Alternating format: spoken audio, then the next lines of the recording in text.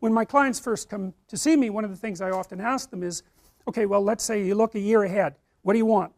What are we aiming at? Your life isn't the way you want it to be.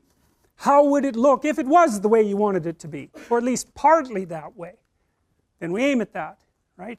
And we look for impediments, psychological impediments, fears, avoidance strategies, that sort of thing.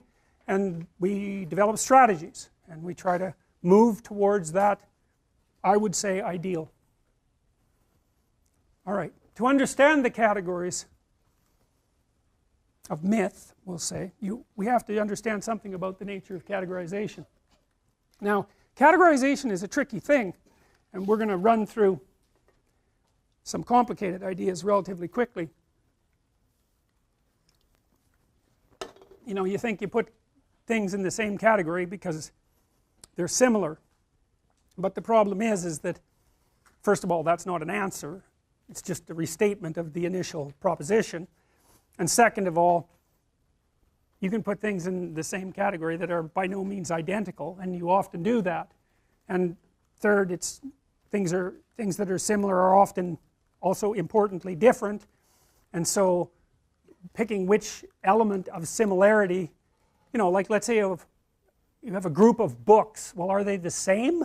Well, obviously no, because, well, unless they're, you know, all the same book. But the category of books is a pretty strange category because the content of the books differs completely. Well, you could still make a group of books and you pick some arbitrary element that unites them and consider that grounds to make a category. There's other categories, more scientific categories, and scientific categories tend to actually contain things that are very, very similar across multiple dimensions. Like protons are like that. As far as I can tell, there's nothing that distinguishes one proton from another, and the same with electrons. And you know, the set of triangles is like that because you can define it precisely.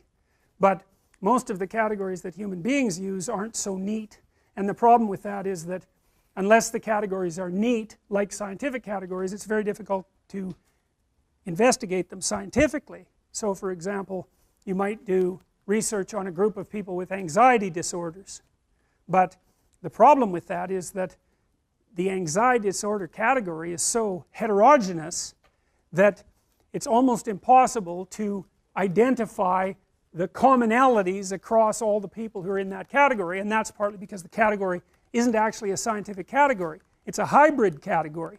It's a practical category. I can give you an example of that.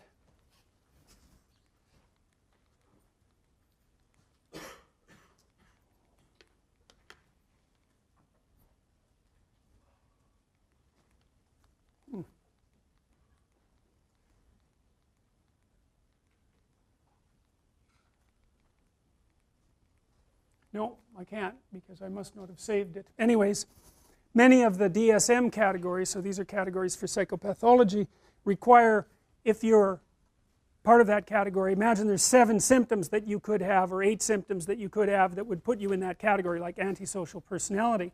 8 symptoms. You steal, you kick, you hit, you bite, you know, you're abusive. I don't remember the categories precisely, but you can be in the category if you have symptoms 2 through 5, and you can be in the category if you have symptoms 6 through 8. They aren't the same symptoms, but you're in the same category. And you think, well, how the hell can that be?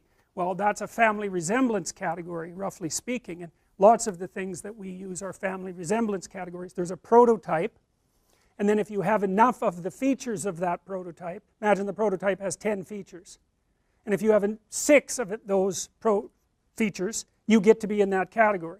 But it means that the category is actually quite diverse, and that's one of the problems that plagues psychiatry as a science and clinical psychology as a science. It's a really big problem because if the categories aren't homogeneous, then it's very difficult to draw conclusions about the members of the category.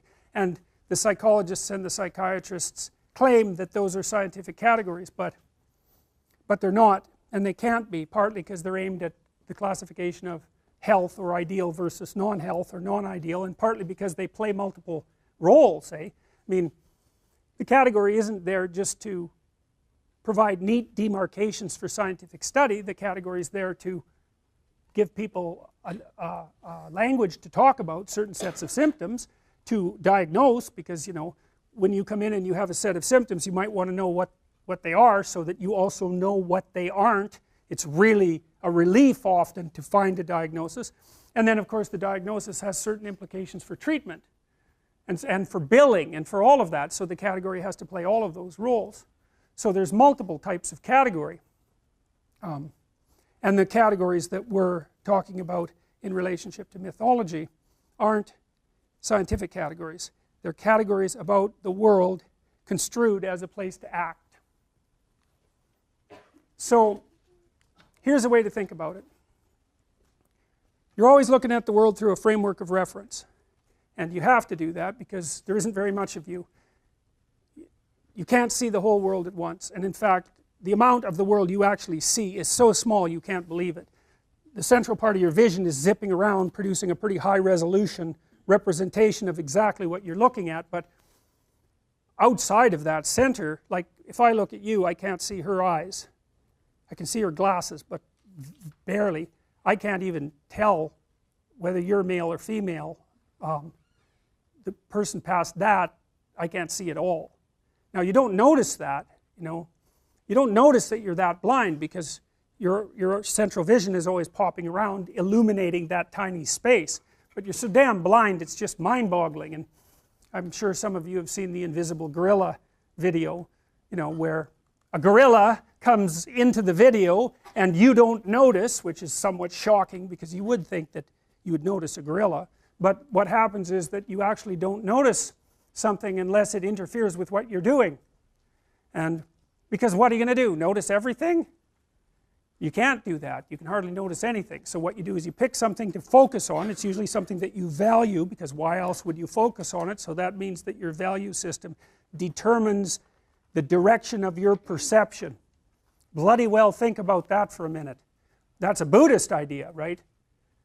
People live in a kind of illusion, and sometimes that illusion causes suffering, and they can transform the way they look at the world, and that can release them from their suffering.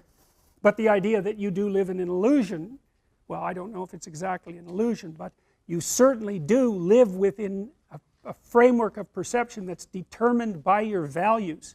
Now that is so weird, you know, because we never think of the world as something that reveals itself through our values. But of course it does, because you look at what you want.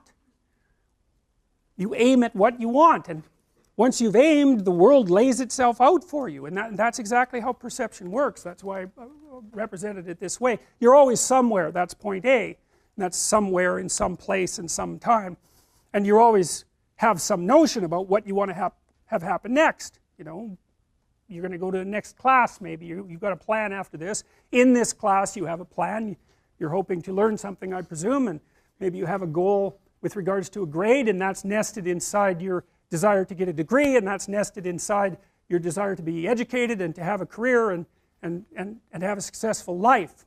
So attending to me at the moment, the reason you're doing that is because all of those values exist within you simultaneously, focusing your attention. And so you're attending to me and not to something else, assuming that all of you with your computers open aren't surfing the web, which you might be, but assuming that you're focusing, whatever you're focusing on is directed by what you value. And some of that can be unconscious. In fact, a lot of it is unconscious, because you know it's very difficult for you to get control of what you pay attention to.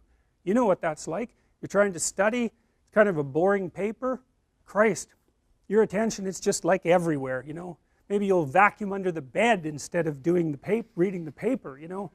You can't get a grip on that thing, so your attention has an autonomy. And that's another psychoanalytic idea, you know, because you kind of think, well, you're in control. It's like, really? You ever try telling yourself what to do? How does that work for you? I'm going to go to the gym 3 times a week. Right, sure you are. Yeah, I'm going to quit eating sugar for a month. It's like, how long does that last? It's like 15 minutes, and you're eating like 3